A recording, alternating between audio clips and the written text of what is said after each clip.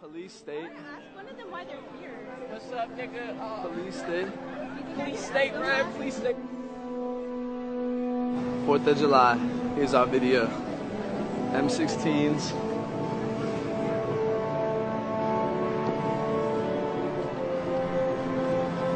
Because we don't live in a police state, sir.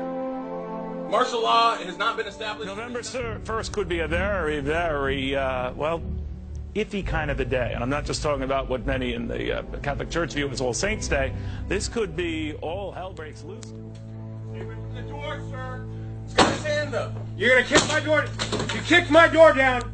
You kicked my door down. Get on the ground. You kicked my door down. Yes, we did. Get on the ground. No, you have no right to be in here. You have no right to be in here. You have no right to be here. You don't. You have no right to be in here. Do not touch her. You are assaulting her.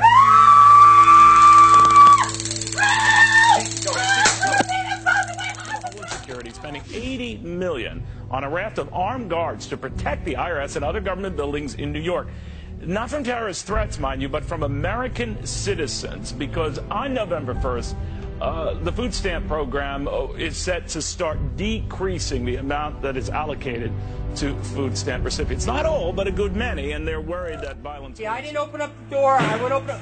Now they're barging in my door for one reason! Down, grab it down, grab it down, grab it down! Down, to your hands! Hands, come to me, come to me, come to me! Don't move! Please, don't move!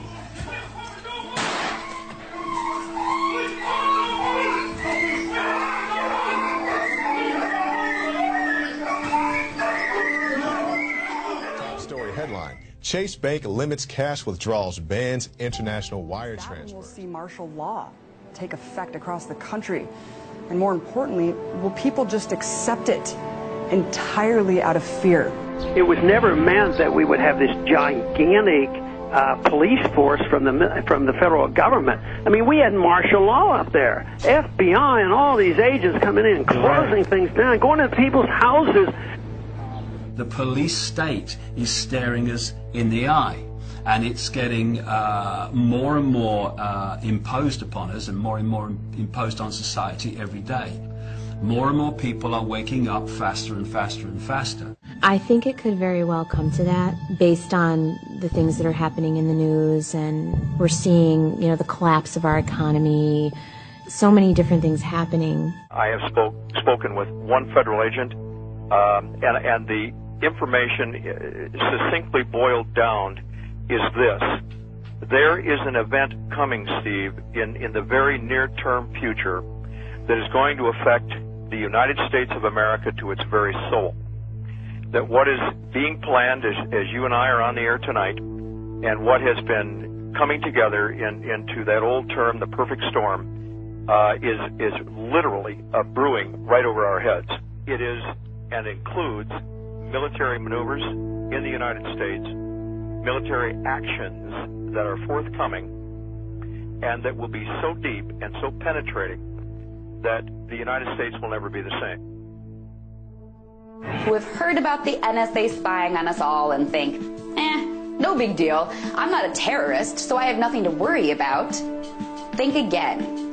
Because we are all potential terrorists, according to the American government. You can't just do these kind of things. And this one is not only repealing the principles of liberty, but it's destroying the Constitution. All of these invasions of our personal privacy under the guise of protecting us, they're just wrong.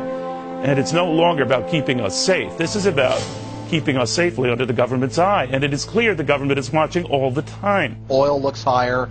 Gold looks higher, currencies look weaker. More about this currency crisis you see erupting. What does that assume about what's going to happen to the dollar?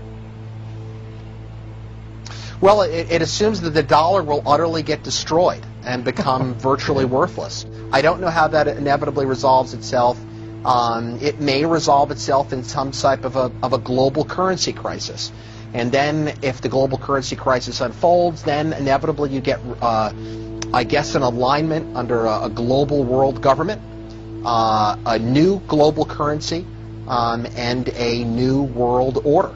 Growing debate in Washington following reports that some U.S. senators are now considering an immigration bill that would force all U.S. workers to carry around biometric ID cards. Well, it is an idea that is now raising some serious concerns among privacy advocates. Through the advancing market of biometrics, technology that uses physiological and behavioral recognition to identify people.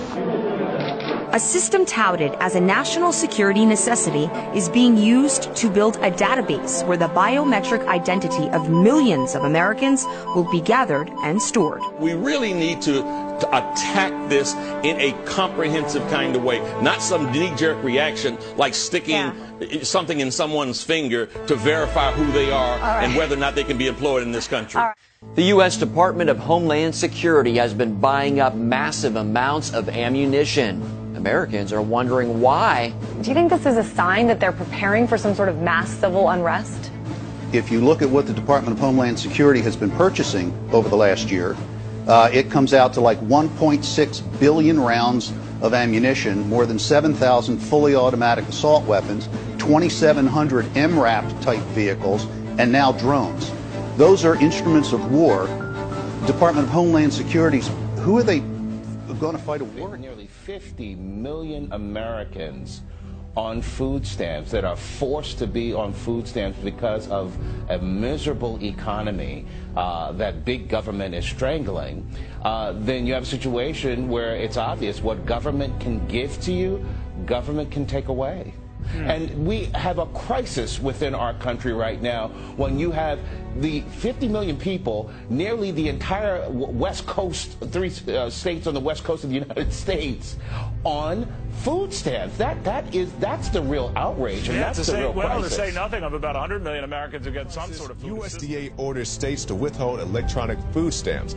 Now, we've seen the riots and the storming of Walmarts and so forth go on in recent days, and that's just a brief preview of things that could come if the food stamp situation Considering gets the fact that a 2-hour glitch in the EBT system led to many riots and looting. I participate in assisting the feds coming into states and going into homes and taking everybody's gun away. And I said I would not be a part of something like that. And I said one of the reasons is I wouldn't want to get shot, because the American people are only going to put up with so much before they push back.